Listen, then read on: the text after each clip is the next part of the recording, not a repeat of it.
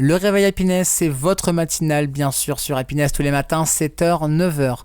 Petite question, tiens, on va essayer de se remémorer un petit peu nos souvenirs. Est-ce que vous vous rappelez de la première fois où vous avez dit clairement non ? Vous disiez oui, oui, oui, et là, à un moment donné, vous avez dit non, c'est bon, je dis non. Et ben Raphaël, lui, s'en rappelle parfaitement, il va vous le raconter. Ce sera comme ça toutes les semaines, avec sa chronique « Il était une voix », nouveauté de la saison, des récits qui lui sont personnels et qui vous délivrent tous les mercredis matins à 8h35. Et justement, lui, Raphaël, se rappelle du jour où il a dit non. Le jour où j'ai dit non pour la toute première fois. J'ai dit oui trop souvent. Par habitude, par peur, par politesse. Oui pour ne pas décevoir. Oui pour faire plaisir. Oui pour éviter le conflit. À force, mon oui ne voulait plus rien dire. C'était un réflexe, un bouclier, une façon de ne pas exister vraiment. Et puis un jour, j'étais face à cette personne. Encore une demande de trop. Un service de plus, une obligation déguisée en faveur. Et là seulement là, j'ai senti quelque chose. Un truc qui montait, un grondement doux, mais ferme. Un mot court, simple. Un mot que j'avais trop longtemps gardé en cage. Non. Non. Je l'ai dit. Pas en criant, pas en hurlant, mais avec cette force calme de ceux qui n'ont plus besoin de se justifier.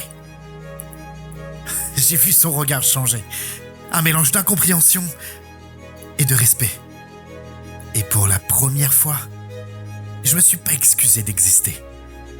Ce non m'a coûté. J'ai douté. Je me suis demandé si j'avais bien fait. Si j'étais égoïste. Si je méritais encore d'être aimé après ça. Mais ce jour-là, j'ai dormi comme un enfant. Parce que pour la première fois, j'avais été fidèle à moi-même. J'ai repensé à tous ces oui, qui m'avaient éloigné de mes limites, de mes envies, de ma paix. Dire non, ce n'est pas repousser, c'est se rassembler. C'est remettre les morceaux de soi dans le bon ordre. Un puzzle enfin qui peut se terminer. Alors si un jour vous sentez que vous dites oui à contre-cœur, si chaque accord vous coûte plus qu'il ne vous relie, rappelez-vous ça. Dire non, ce n'est pas fermer une porte. C'est ouvrir une autre porte. La vôtre. Et peu importe qui la franchit, tant que c'est vous qui tenez la clé. Alors dites oui quand il le faut, mais surtout dites non quand il est nécessaire. Maintenant, c'est vous qui avez la clé de vos limites. Très beau récit. Raphaël, tous les mercredis matins à 8h35, vous racontera ces belles histoires dans Il était une voix, très touchant, très émouvant.